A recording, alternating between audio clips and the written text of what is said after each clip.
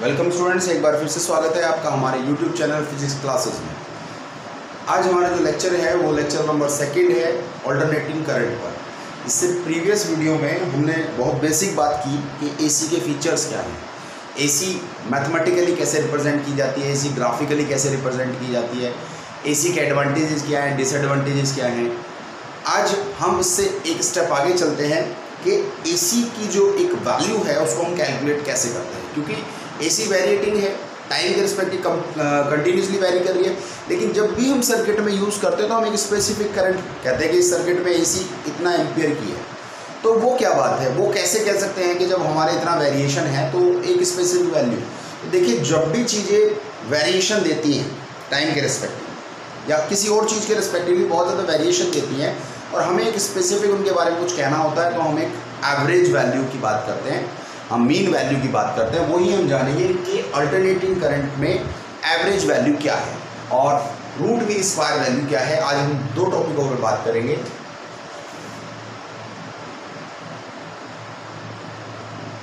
I average और आई RMS, इन दो values पे बात करेंगे कि दो वैल्यू लेने की हमें ज़रूरत क्या पड़ी और क्यों हम ये एवरेज लेते हैं, आरएमएस लेते हैं। तो देखिए, पहले बात करते हैं, क्योंकि हमें पता है कि जो हमारी एसी है वो टाइम का फंक्शन है और टाइम के साथ वैरी करती है। इसका मतलब ये है कि कोई भी हम एक स्पेसिफिक वैल्यू नहीं ले सकते कि हम कहें कि करंट का अमाउंट भी है, क्योंकि वो कंटिन्यूसली बदल रही है। तो ऐसी चीज़ों में हम क्या करते हैं, हम एवरेज की बात करते हैं। एवरेज निकालने का एक बेसिक तरीका ये होता है कि जैसे हम करंट को रिप्रेजेंट करते हैं तो current del Q by del T, clear. तो यानी कि टाइम के रिस्पेक्टिवली चार्ज फ्लो करंट है और डेल क्यू, क्योंकि आप जानते हैं कि आई डेल टी अगर हम इसको लिखें तो ये इस तरीके से रिप्रेजेंट किया जा सकता है। तो यानी कि जो टोटल अमाउंट ऑफ करंट है उसको आप ऐसा लिख सकते हैं, आई एवरेज को ऐसा लिख सकते हैं, आई एवरेज, क्योंकि टोटल करंट कितना फ्लो कर रहा है टाइम के रिस्पेक्टिव, टाइम का फंक्शन है, टाइम के रिस्पेक्टिव करंट में वेरिएशन हो रहा है, वो सारी वैल्यूज इंटीग्रेशन में इंक्लूड कर ली, that is I D T. और उसको हमने एक एवरेज टाइम से डिवाइड किया, यानी टोटल टाइम से। ऐसा समझिए जैसे हम एवरेज वेलोसिटी से पढ़ देते हैं कि टोटल अगर अलग अलग वेलोसिटी से कोई ऑब्जेक्ट मूव कर रहा है तो उसकी एवरेज वेलोसिटी निकालने के लिए हम उसका जो टोटल डिस्टेंस है उसको टोटल टाइम से डिवाइड करते हैं, एवरेज। सेम बात ये है कि करंट भी क्या कर रही है, टाइम के साथ साथ अलग अलग वैल्यूज दे रही है। तो इसीलिए उसका एवरेज निकालने के लिए हम क्या करते हैं, हम उसका total amount of current T time period, जो टाइम इंटरवल है उसमें जो टोटल अमाउंट ऑफ करंट है और वो टाइम इंटरवल क्या है, जिस टाइम इंटरवल के अंदर आप निकाल रहे हो उससे हम उसकी आई एवरेज निकालते हैं। अब आगे इस स्टेप क्या फॉलो करेंगे, चलिए। तो देखिए, ये जो कंप्लीट टाइम है ये अभी फिलहाल इंटीग्रेशन से बता रहे हैं कि हम किस टाइम इंटरवल में ले रहे हैं। अभी मैं बताऊंगा कि कैसे कैसे टाइम इंटरवल का फर्क पड़ता है। ऐसा नहीं कि हमेशा जैसी वैल्यू आएगी, टाइम इंटरवल का फर्क पड़ता है। जैसे पहले हम बात करेंगे कि 0 to t time, 0 to t time में क्या निकालेंगे, आई एवरेज। देखिए, मैं आई एवरेज वैसे ही बता दूं सीधा। 0 to t टाइम में ये आप देख रहे हैं कि करंट की एक डायरेक्शन है और एक हाफ साइकिल यहाँ कंप्लीट होती है और इसकी बिल्कुल आइडेंटिकल साइकिल t/2 के बाद शुरू होती है। अगर कोई एक लोकेटिंग पॉइंट यहाँ है तो उसका अपोजिट डायरेक्शनल करंट अमाउंट इतना है, अगर कोई लोकेटिंग पॉइंट है तो यहाँ है। तो इसका मतलब यह है कि जिस एक पर्टिकुलर डायरेक्शन में पॉजिटिव साइकिल में जो अमाउंट ऑफ करंट है टाइम के रिस्पेक्टिवली, उतना ही अमाउंट ऑफ करंट अगली हाफ साइकिल में अपोजिट डायरेक्शन में फ्लो करता है। तो अगर हम इसका एवरेज निकालते हैं तो एवरेज इस ड्यूरेशन में 0 होता है। कैसे होता है, अब उसको प्रूव भी कर देते हैं। हम टी एवरेज निकाल रहे हैं, I average, sorry, I average निकालने के लिए हमने कहा कि भाई हमारे पास ये फॉर्मूला है आई डी टी। अब क्योंकि डी टी आपने क्या लिया, t/2, हमने ले लिया 2/t। ये हाफ साइकिल में आप एवरेज की बात कर रहे हैं, सॉरी फुल साइकिल में आप एवरेज की बात कर रहे हैं, तो हमारा ये टोटल टाइम t हो गया। इसके बाद ये इंटीग्रेशन पूरा कंप्लीट होने के बाद हम यहाँ लिख देते हैं इसको 1/t integration 0 to t i dt। I function है, कॉस साइन कोई भी ले लीजिए, I0 साइन ओमेगा। जब हम यहाँ वैल्यू रखेंगे I average 1/t integration 0 to t I0 sine omega t dt।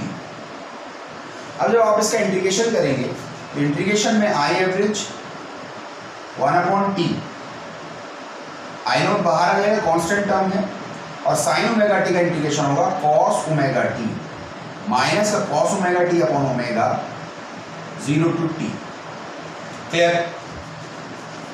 अब जब हम इसकी लिमिट पुट करेंगे तो I0/t माइनस आपने बाहर ले लिया तो ओमेगा आपने बाहर ले लिया, omega T cos omega T की जगह कैपिटल लिख दिया माइनस कॉस 0। क्लियर?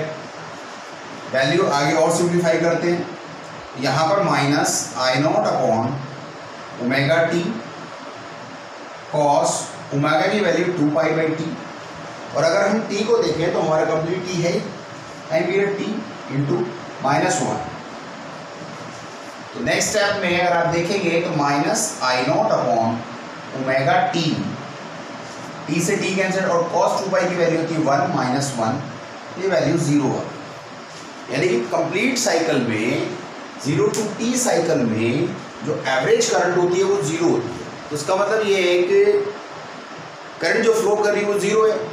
जो 0 हो रही है तो उससे कैसे आप वैल्यू कैलकुलेट करेंगे? तो इसीलिए इस जब हम एवरेज निकालने जाते हैं AC का तो हम क्या करते हैं, इस हाफ साइकिल को कंसिडर करते हैं, क्योंकि बिल्कुल आइडेंटिकल साइकिल है।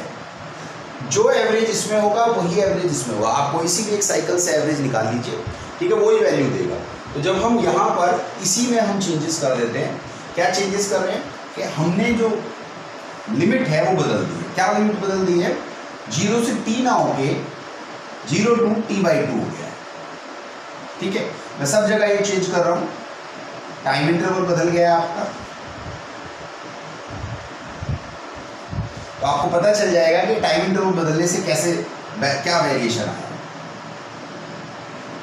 बाकी चीजें एज इट इज है, केवल टाइम इंटरवल बदलना है। ठीक है,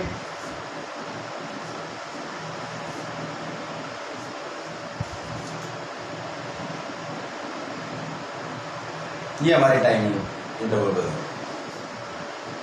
वैल्यूज अब चेक करते हैं कि हमारी क्या आती है। जब हम सिंप्लीफाई करेंगे तो नेक्स्ट स्टेप में क्या होगा, -2I0 अपॉन ओमेगा की वैल्यू 2π/t।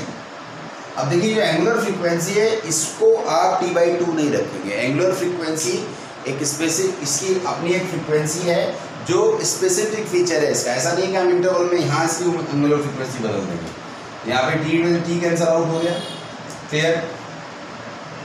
यहाँ पर अगर आप ध्यान से देखें ये वाली वैल्यू, इस बार ये जो वैल्यू है अगर cos 2π की वैल्यू ना होके cos π की वैल्यू होगी, पाई होता -1 -1।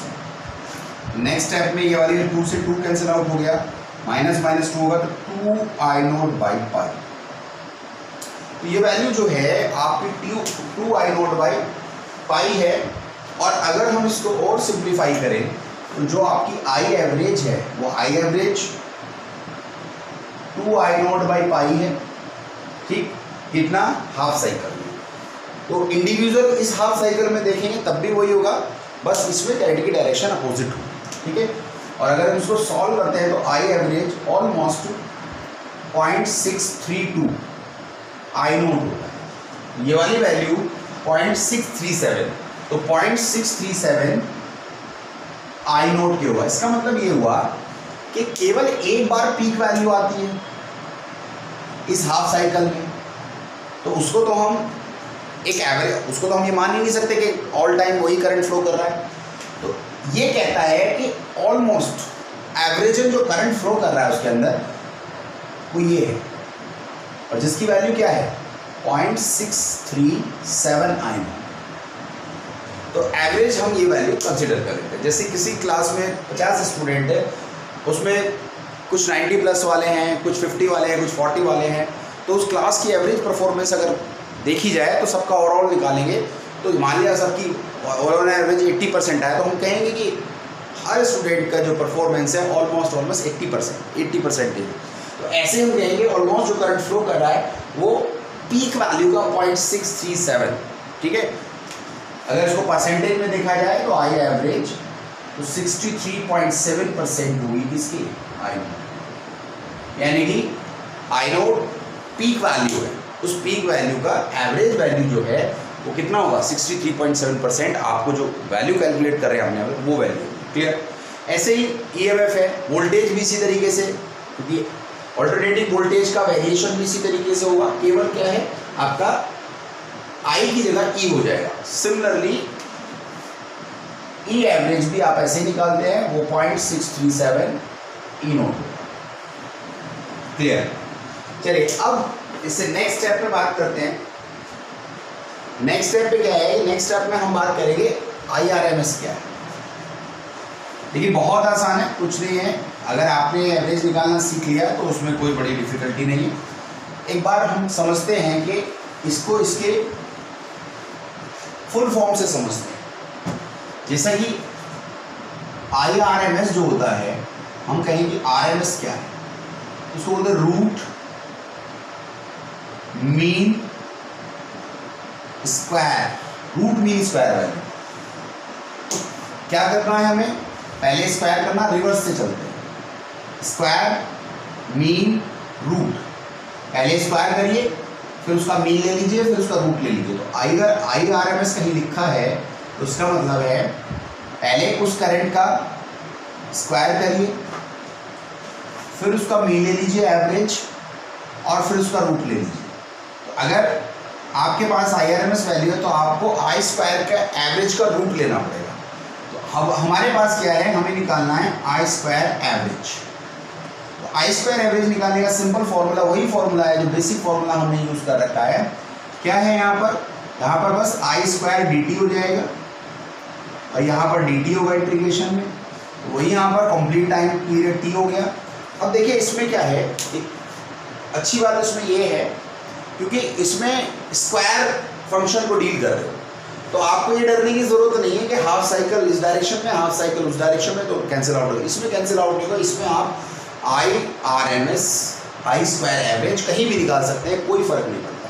चाहे इस हाफ साइकिल का आई स्क्वायर एवरेज निकालें, चाहे फुल साइकिल का स्क्वायर एवरेज निकालें, कोई दिक्कत नहीं, क्योंकि ये स्क्वायर है तो नेगेटिव टर्म ऑलरेडी पॉजिटिव हो जाएगी। तो जब हम इसको सॉल्व करेंगे तो हमारे पास, हम इसको कंप्लीट साइकिल में निकालते हैं 1/t, ठीक, और 0 to t I square dt।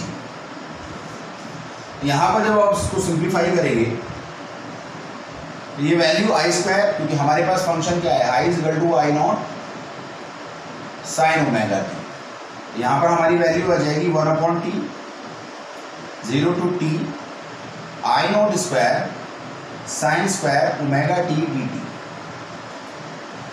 1/t I naught square common ले लिया आपने, 0 to t sine square omega T dt। देखिए ये जो फंक्शन है, अगर साइन स्क्वायर ओमेगा टी हो, कॉस स्क्वायर ओमेगा टी हो, ऐसे फंक्शन को आप सेपरेटली इंटीग्रेशन कर लें। क्या ये रिजल्ट याद रखें, तो जब भी इंटीग्रेशन कंप्लीट साइकिल में होगा sine square omega T dt का, इसका इंटीग्रेशन t/2, ठीक है। मैथमेटिकली सॉल्व करके देख सकते हैं क्योंकि हम उस पर टाइम वेस्ट नहीं करेंगे, सीधा हम डायरेक्ट कंसल्ट करेंगे। यहाँ पर ये वाली वैल्यू होगी I naught square upon T into t/2। तो हमारे पास आई स्क्वायर एवरेज की अगर हम बात करें तो आई स्क्वायर एवरेज आ गया आई नॉट स्क्वायर अपॉन 2। इसके बाद आपके पास हम क्या निकालने जा रहे हैं, IRMS। तो IRMS इज इक्वल टू होता है आई स्क्वायर एवरेज का रूट। आई स्क्वायर एवरेज हमारे पास है, आई स्क्वायर का एवरेज हमारे पास है, इसको ऐसा भी लिखा जा सकता है और इसको ऐसा भी लिखा जा सकता है। बात एक ही है, जब हम इसको रखेंगे यहाँ पर हमारे पास ये वैल्यू आ जाएगी I naught square upon 2 that is I naught by root 2। और जब आप IRMS को सॉल्व करते हैं तो हमारे पास लगभग ये जो वैल्यू आती है, ये वैल्यू आती है 0.707 आई नो। तो IRMS इसलिए हम यूज़ कर रहे हैं कि देखिए इसमें क्या हुआ है कि हमने कंप्लीट साइकिल में एक ऐसी करंट निकालनी है जो हमारी करंट निकाली है जो आई एवरेज से एवरेजन और हमारी वैल्यू अप्रोच कर रही है आई नॉट को। तो यहाँ पर IRMS आई एवरेज से ज़्यादा है, IRMS की वैल्यू आई एवरेज से ज़्यादा है, तो हम करंट को और स्पेसिफिकली हम वैल्यू तक और ऊपर ऊंची वैल्यू तक अप्रोच कर रहे हैं। तो यहाँ पर हो सकता है कि वैल्यू यहाँ अप्रोच करें, यानी कि IRMS या IRMS, यानी कि आप ऐसा कह सकते हैं कि अगर आप डिफरेंस दिखाएं तो यहाँ पर आपने मान लिया ये आई एवरेज है और जो थोड़ा सा ऊपर, जो हल्का सा ऊपर, that is IRMS। It means IRMS is greater than होगी आई एवरेज। फिर इसी तरीके से VRMS निकाल देंगे, इसी तरीके से ERMS होगा आपका, that is E0/√2। Clear? I hope ये बात अब सबको समझ आ गई होगी और सबको क्लियर हो गई होगी। तो यहीं पर हम इस लेक्चर को स्टॉप कर दें, क्योंकि आगे हम सर्किट्स में हमने करंट देख लिया, उसकी IRMS में देखी, आई एवरेज देख ली। अब हम देखेंगे ये करंट डिफरेंट सर्किट्स के अंदर, जैसे रेजिस्टेंस, प्योर रेजिस्टेंस में, प्योर इंडक्टर में, प्योर कैपेसिटर में, कॉम्बिनेशंस के अंदर किस तरीके से बिहेव करेगी ये करंट, वो नेक्स्ट लेक्चर में देखेंगे। आई होप सबको क्लियर हो गया वो लेक्चर। तो प्लीज़ हमारे चैनल को लाइक करना ना भूलें, सब्सक्राइब करें और शेयर ज़रूर करें, जिससे कि हम और मोटिवेशन के साथ आपके तक नए लेक्चर्स और बढ़िया तरीके से आप तक पहुँचाएँ। आई होप सबको समझ आया, इसलिए प्लीज़ लाइक करें, सब्सक्राइब करें। Bye students.